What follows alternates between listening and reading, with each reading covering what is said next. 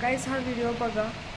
दीवारें ऊंची है, गलियां है तंग, लंबी डगर है पर हिम्मत है संग, पाँवों पे छाले है सांसें बुलंद, लड़ने चली हूँ आजादी की जंग. बेखौफ आजाद है जीना मुझे, बेखौफ आजाद है रहना मुझे, बेखौफ आजाद है जीना मुझे, बेखौफ आजाद है रहना मुझे. आता जो तुम्ही व्हिडिओ बघितला ते माझं खरं तर आवडतं गाणं, पण नुसतंच आवडतं. ॲक्च्युअलमध्ये तसं काही होणार नाही आम्हाला माहिती आहे, कारण की हे सगळं जे आजूबाजूला घडतं आहे ते बघून तर नाहीच होणार आहे.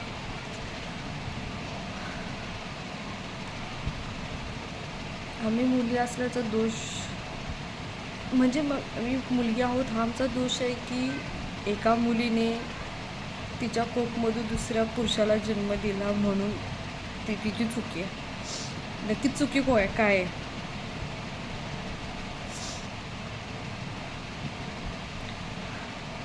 ज्या स्त्रीच्या तुम्ही पोटातून जन्म घेता ती पण एका वेळी कुणाची तरी बहीण होती, कुणाची तरी मैत्रीण होती, ठीक आहे. आणि जिच्यासोबत तुम्ही हे सगळं घाण वर्ताव करता ती पण पुढे जाऊन कोणाची तरी बहीण आहे, कोणाची तरी मुलगी आहे, कोणाची तरी बायको बनणार आहे, कोणाची तरी मैत्रीण आहे. तुम्ही हा विचार का नाही करत? प्रत्येक स्त्रीच्या जागी तुम्ही तुमच्या आईला का नाही बघत, तुम्ही तुमच्या बहिणीला का नाही बघत?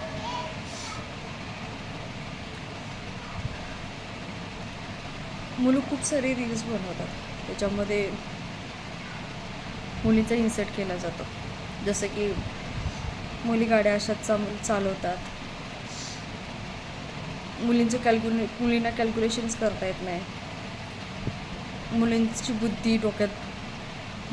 बुद्धी गुडघ्यातच असते, अशा टाईपमध्ये.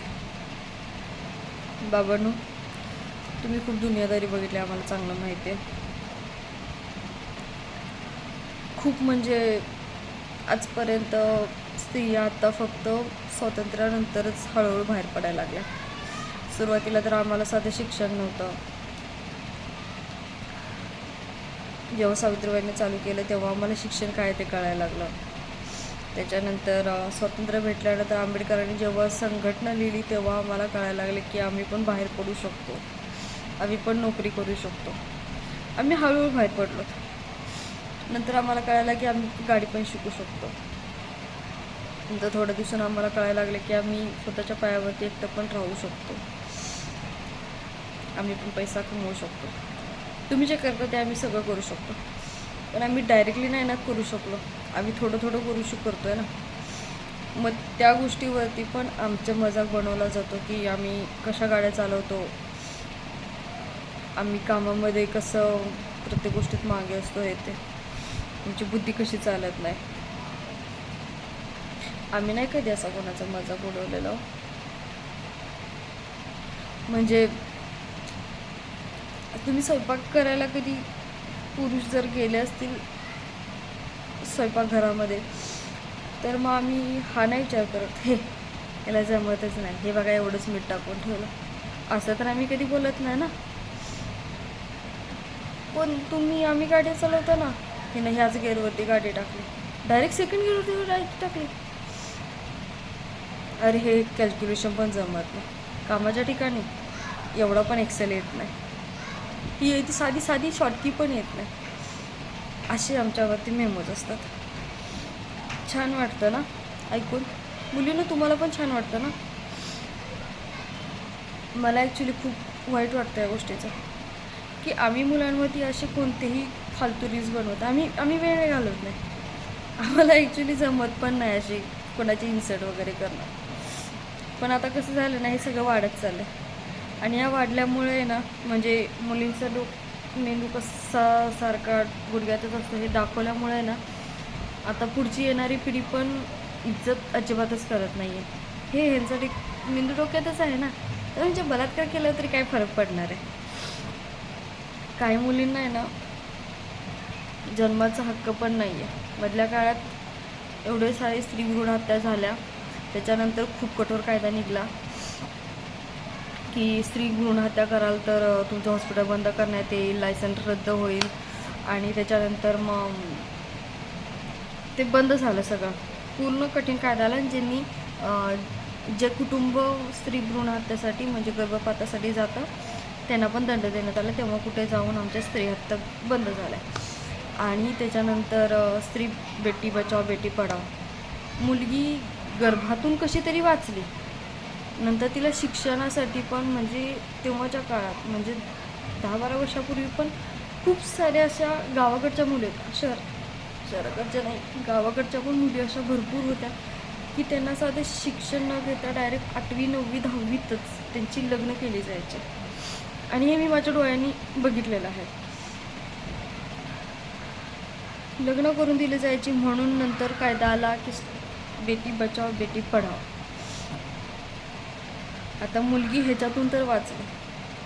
आणि काही कुटुंब असे असतात की जे स्वतःच्या मुलींना जन्म पण देतात, त्यांचं शिक्षण पाणी चांगलं करतात, त्यांना फ्रीडम देतात की तुला तुझ्या करिअरमध्ये सक्सेसफुल होण्यासाठी चान्स आहे खूप मोठा. आणि इव्हन त्या मुली करतात. जशी आपली डॉक्टर मुलगी होती कोलकात्यातली, तिनेही केलं. पण अशा काही समाजातली अशी लोक आहेत की त्यांना त्यांचा फ्रीडम बघवत नाही, की तिनं तिच्या पायावरती उभं राहिलेलं बघवत नाही. तिच्यासोबत बलात्कार केला जातो. म्हणजे जी मुलगी स्वतःच्या पायावरती उभी राहिली म्हणजे कुठल्या ना कुठल्या कारणास्तव स्त्रीवरती कुठं ना कुठं तर अन्यायच होतोय ना, की कुठे जन्मच तिला भेटत नाही आहे, कुठे तिला शिक्षण पाणीच भेटत नाही, कुठे तिला स्वतःच्या पायावर उभं राहायची संधीच दिली जात नाही आहे, कुठे तिचं करिअरमध्ये जर जात असेल तर मग तिचं लग्नच केलं जातं. आणि जर कोणती मुलगी जर स्वतःच्या पायावरती उभी राहत असेल तर तिच्यासोबत डायरेक्ट बलात्कार. म्हणजे असं कोणतं जागा आहे की जिथे आम्ही सेफ आहोत? कुठलं असंच ठिकाण आहे. आणि जरी लग्न झाले, जरी मुलगी ठीक आहे, तिला सर्व वस्तू सुखसोयी सगळं भेटतंच आहे, पण बऱ्याचशा मुलींच्या बाबतीत हे होत नाही, स्त्रियांच्या बाबतीत होत नाही. स्त्रियांच्या बाबतीत म्हणजे कसं, काही स्त्रिया एवढा स्ट्रगल करतात ना, सकाळी 5:30 वाजता उठतात की 4:30 वाजता उठतात. सकाळी उठतात, सगळ्यांसाठी जेवण खाणेपाणी करतात आणि नंतर कामावर ते जातात. प्रवासात काही जणांचा किती वेळ जातो, कोणाचा 1 तास जातो, कोणाचा 2 तास जातो, कोणाचा 3 तास जातो. तो प्रवास करून स्त्री कामावरून घरी येते, ते कितीही का वाजेना, संध्याकाळचे 6 वाजेना, 8 वाजेना, 10 वाजेना, ती घरी आल्यानंतर म्हणजे सर्वसामान्यांची गोष्ट सांगते की घरी आल्यानंतर तिला घरात येऊन आणि काम करावी लागतात. म्हणजे घरात आल्यानंतर जेवण करायचं, कपडे असते तर कपडे करून टाकायची, भांडी वगैरे हे सर्व करावं लागतं. आणि झोपेल तेवढाच तिला आराम वरतून. आणि बोलतात की तिला तुझ्या खाण्यापिण्याकडे लक्ष नाही आहे, तू स्वतःची हेल्थ बघत नाही. अरे तिची मेंटल व तिची शारीरिक स्थिती पण बघा ना, तिला किती त्रास होतोय. ती कंटिन्युअसली एक मशीन असल्यासारखी चालते. आपण मशीन एखादी चालू असेल तर तिला पण टी व्ही जरी आपण चालू ठेवला 5-6 तास तरी आपण बंद करतो, विचार करतो की कंटिन्युअसली एवढा तास टी व्ही चालू ठेवणं किती हार्मफुल आहे. आपण लगेच बंद करून टाकतो की थोडी वेळ विश्रांती भेटली तर टी व्ही व्यवस्थित चालेल. पण स्त्रीला कुठून देणार आहे तुम्ही आराम? स्त्रीला आराम देतच नाही आहेत. म्हणून तर तिच्यात रक्ताची कमी, त्यानंतर BP लो, थायरॉइड, ॲनिमिया असले प्रकार होत आहेत स्त्रीच्या सोबत. तुम्ही स्त्रीच्या आणि तात्पुरते आजारी पडल्यानंतर तुम्ही घेता तिची काळजी. परत ती चांगली झाली की झालं आहे असं रुटीन चालू तिचं. ती सकाळपासून धावपळ करणार, त्याच्यानंतर हे करणं, काम करणार वगैरे, हे ते सर्व चालू. मला फक्त एवढंच बोलायचं आहे की आणि एखादी स्त्री परत नंतर मग एखादी स्त्री सुंदर असेल, मुलगी जर सुंदर असेल तर तिच्यासोबत कसा अत्याचार केला जातो, ॲसिड टाकला जातं. अरे एक थेंब जरी आपल्या अंगावरती पडला ना, एक थेंब, तरी असं वाटतं की सगळं शरीर जळत चाललं आहे. आणि तुम्ही डायरेक्ट चेहऱ्यावरती ॲसिड टाकता. अरे कसं सहन करायचं, कुठल्या कुठल्या बाबतीत आम्ही सहन करायचं ते कळू दे ना. 3-4 वर्षाच्या मुलींना आम्ही काय शिकून? आमच्यासारख्यांचं ठीक आहे, एक मुलगी वयात आल्यानंतर तिला आम्ही सांगू तरी शकतो, पिरियड आल्यानंतर तिला सांगू तरी शकतो की बाळा तुला पिरियड आलेले आहे, तुला पुरुषांपासून लांब राहायचं आहे. इवन दुसरी तिसऱ्या मुलींना तरी निदान आम्ही सांगू शकतो बाळा हा गुड टच असं आहे, बॅड टच असं ह्याला बोलतात. 3 वर्षाच्या मुलींना कुठून सांगणार आहोत आम्ही? कसं सांगायचं बाळा हा गुड टच आहे, बाळा हा बॅड टच आहे म्हणून? तिला साठी शू कसं करायचं हे सुद्धा माहीत नाही हो. तिच्यासोबत पण बलात्कार. समाज एवढा विकृतीला गेलेला आहे. आता म्हणतात कलियुग आलं, कलियुग आहे. हेच ते कलियुग जिथे स्त्रियांवरती फक्त अत्याचार होत आहेत. हेच ते कलियुग. आणि आता कलिपुरुषच आलेला आहे पुरुषांच्या मध्ये. त्याच्यात पण नाव कलिपुरुषच आहे. पुरुष फक्त लावलेला आहे पुढे मागे, आणि पुढे आहे कली. पुरुषांच्या पुढे मी आता फक्त हीच व्याख्या देऊ शकते. एक काळ होता जिथे स्त्री फक्त सुरक्षित होती. तो फक्त माझ्या महाराजांचा काळ होता, जिथे महाराजांनी स्त्रीवरती अत्याचार झाल्यानंतर हातपाय तोडून दाखवायचे सुद्धा हे केलं नाही. ते कोणी का असेना, त्यांच्या नातेवाईकांमध्ये सुद्धा त्यांनी बघितलं नाही तो माझा नातेवाईक आहे. जिथे स्त्रीवरती अन्याय झाला तिथे सरळ माझ्या महाराजांनी त्यांचे हातपाय तोडून टाकले, त्यांचा कडेलोट केला. तेव्हाची शिक्षा आता मात्र होत नाहीये.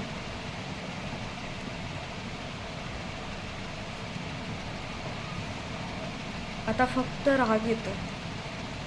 एखादी मुलगी जर कुठे तिचा ड्रेस वगैरे नीट करत असेल, इवन काही जर झालं असेल की तिची साडी वगैरे नीट करत असेल, तर 4 पुरुष लगेच वाकून असे निरखून बघतात की काय दिसतंय का तिचं, एखादं गुप्त अंग आपल्या दिसणार नाही या छोट्या अशा प्रतीक्षेत असतात.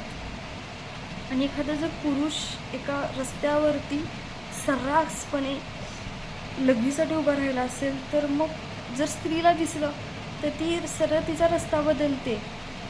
एवढा डिफरन्स आहे, जमीन आसमानचा फरक आहे पुरुषांच्या आणि स्त्रीच्या विचारामध्ये.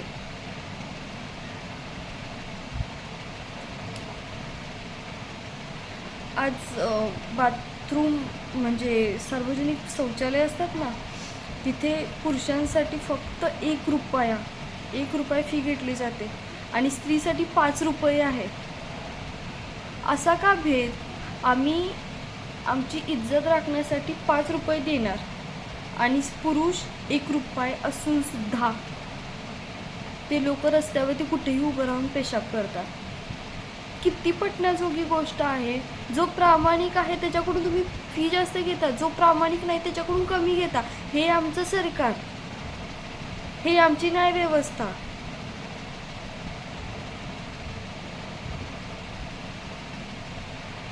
प्रत्येक ठिकाणी प्रत्येक गोष्टीमध्ये स्त्रीला अन्याय भेटलाच पाहिजे का?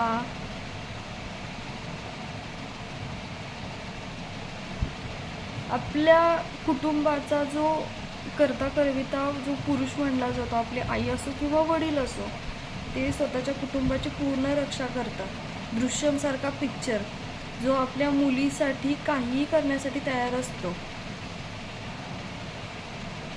पण आपल्या देशाचं जे सरकार आहे आणि त्याचा जो मुख्य आहे, जो राष्ट्रपती असो किंवा प्रधानमंत्री असो, तो गृहमंत्री असो, त्याचं कर्तव्य आहे की आपल्या देशातल्या प्रत्येक नागरिकाला आपण चांगली म्हणजे आपण स्वतः प्रोटेक्ट केलं पाहिजे, आपण त्याच्या पाठीशी ठामपणे उभं राहिलं पाहिजे. असं व्यक्तिमत्व असलं पाहिजे कर्तबगार पुरुषाचं. जसं कुटुंबाच्या बाबतीत असं तसं आपल्या देशाचा त्या नागरिकाचं म्हणजे जो पहिला नागरिक आहे, पंतप्रधान, गृहमंत्री, राष्ट्रपती, प्रत्येकाचं कर्तव्य आहे. पण देशात बलात्कार घडतात तर त्याच्यावरती कोणी स्टँड घेत नाही आहे. स्त्रीवरती मध्ये एवढ्या बातम्या विचित्र होत्या. एक मुलगी पनवेलवरून CSTला परीक्षा देण्यासाठी चाललेली होती, तर तिच्यावरती पहाटे ती 5च्या दरम्यान निघाली असेल आणि त्या ट्रेनमध्ये तिच्यासोबत बलात्कार झाला. पहाटेची गोष्ट. किती गैर आहे हे. रात्रीचं तर पोलिसांचं लेडीज डब्यामध्ये प्रोटेक्शन भेटतं, पण पहाटेचंही प्रत्येक म्हणजे ह्या सगळ्या आपल्याला माहीत असलेल्या केसेस आहेत, ठीक आहे. पण काही केसेस अशा आहेत की जे आपल्याला माहीत पण नाही आहेत की त्यांच्यासोबत अत्याचार झाले, त्यांच्यासोबत बलात्कार झालेत. ते मध्ये एक 5-6 महिन्यापूर्वीची गोष्ट, मे बी 10 महिन्यापूर्वीची असेल. मुंबईमध्ये एक ठिकाणी एका पुरुषाने स्त्रीला कापलं, पूर्ण कापलं, तिला कुकरमध्ये शिजवून ती शिजवलं आणि ते कुत्र्यांना खाऊ घातलं. आणि त्यानंतर थोड्या दिवसानंतर, ते एका दिवसामध्ये तरी सर्व करू शकत नाही, 3-4 दिवसानंतर त्या घरातून खूप घाण वास यायला लागला. तेव्हा कळलं की त्या घरामध्ये स्त्रीसोबत असं असं झालेलं आहे. म्हणजे जाईल तिथे स्त्रीबरोबर अत्याचार झालाच पाहिजे. ही आपली समाजव्यवस्था, ही आपली न्यायव्यवस्था, जे आहे ते सगळं अनबिलिव्हेबल आहे. हे सगळं चुकीचं आहे. आणि काही खरे पत्रकार जे आहेत ना, जे ह्या सगळ्याच्या मूळाशी जातात, त्यांना साथ देण्यासाठी कोणी नसतं. आज जर न्याय भेटला तर मग कळेल किती मुलींना न्याय भेटला. इव्हन तर कोणाला भेटत पण नाही आहे ना भेटलाय. आणि खूप लोक आता सध्या हे टाकत आहेत की कुणीही मेणबत्तीची संकल्पना आणली. आपली तर परंपरा अशी आहे महाभारतातली की स्त्रीचं केल्यानंतर महाभारत वगैरे झालेलं आहे. स्त्रीची रक्षा करण्यासाठी रामायण झालेलं आहे. हे ते तेव्हा हत्यार होते, तेव्हा काही असे पुरुषही होते जे आपल्या स्त्रीशी खंबीरपणे पाठीशी उभे राहणारे होते. पण आत्ताचे नाही आहेत. आत्ता सर्व ठिकाणी